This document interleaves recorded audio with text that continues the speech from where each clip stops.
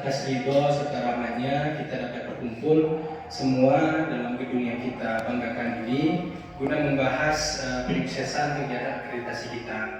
Kemudian salat salam, marilah sama-sama kita sanjung sajikan kepangkuan besar Nabi Muhammad SAW beserta segenap keluarga, sahabat dan pengikut setia beliau di hari kiamat kelak, dan semoga Allah jadikan kita semua termasuk dari pengikut setia beliau. Amin, amin ya rabbal alamin. Yang pertama, terima kasih saya dahulu kepada Bapak Pimpinan Fikar Rosyata Kengon, ya Bapak Azhari, yang sudah hari ini memfasilitasi kita baik berupa finansial, kemudian berupa kesiapan ruangan dan sebagainya.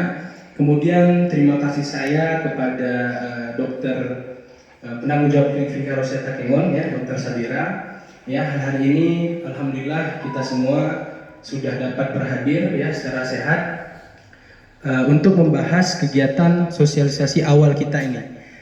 Nah, jadi pertama sebelum kita memulai kegiatan akreditasi ini, izinkan saya terlebih dahulu memperkenalkan diri, kemudian dilanjutkan dengan abang-abang dan kakak-kakak semua ya, rekan-rekan medis maupun non medis, untuk sama-sama memperkenalkan diri kembali, karena tidak elok bila mana nanti kita melaksanakan kegiatan akreditasi kita ini tapi satu sama lain kita masih belum kenal, kurang lebih seperti itu ya.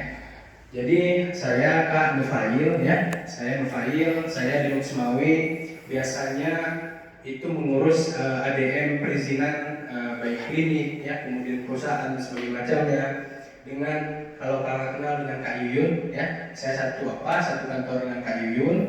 Jadi karena memang akreditasi itu adalah kegiatan yang wajib dan waktunya sudah cukup singkat ya, perkiraan kita itu kita laksanakan di bulan 11 akhir. Abang-abang kakak sekalian, ini ama-ama ini yang saya panggil karena kita kenal ya. Jadi karena memang waktunya sudah cukup singkat, di bulan 12 nanti semua FKTP Fasiankes itu wajib terakreditasi. Kalau puskesmas mungkin sudah ongoing, sudah berjalan, kemudian rumah sakit juga mungkin sudah banyak yang sudah selesai.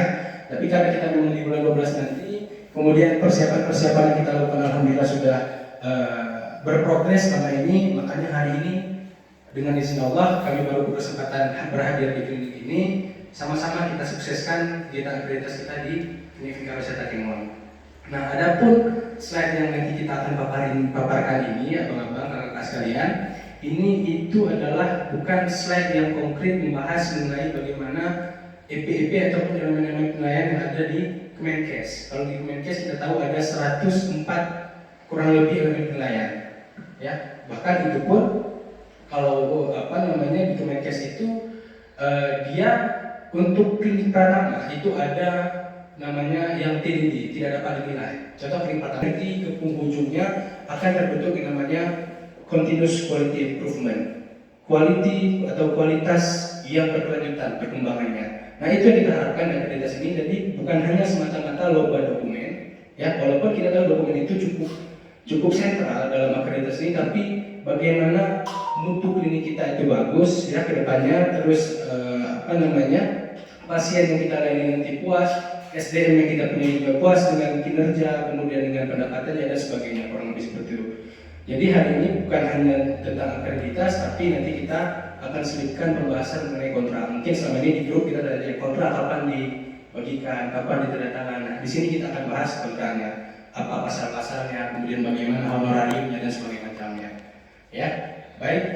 Saya rasa saya sudah mengenalkan diri. Saya mulai dari Bang Idham, ya, untuk coba mengenal diri, nama dan bidang profesionalnya apa. Terima kasih. Terima kasih sebelumnya kepada Abang Bapak selaku leader komunitas Klinik Fikar Rosyata Kengon. Jadi sebelumnya perkenalkan, nama saya Idham Khalid. Saya di sini sebagai apoteker penanggung jawab apotek. Baik, perkenalkan nama saya Fahrizal, saya di Poli Gigi. Ini saja saya agak aktif sedikit ya, kita biar cair ini saudara. Assalamualaikum warahmatullahi wabarakatuh. Nama saya Ria Ismanita. Saya di klinik sebagai perawat. Assalamualaikum warahmatullahi wabarakatuh. Perkenalkan, nama saya Fadil Rasulullah. Saya di klinik Lakosa sebagai perawat.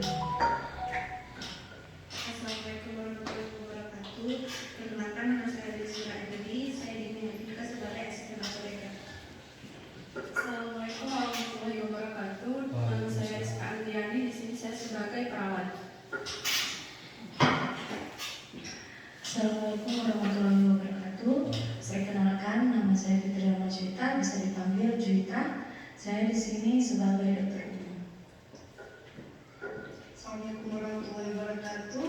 Salam kenal. Saya Sabila di sini sebagai penanggung jawab ini sudah menjabat selama 5 bulan dan sebagai dokter. Assalamualaikum warahmatullahi wabarakatuh. Nama saya Nida Fahmi, saya dipilih sebagai bidan.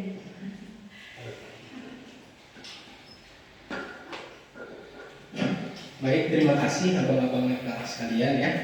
Jadi kalau selain di AGM klinik kita, saya juga sekarang mahasiswa rata-rata, jadi kakak-kakak abang-abang ini adalah senior-senior saya.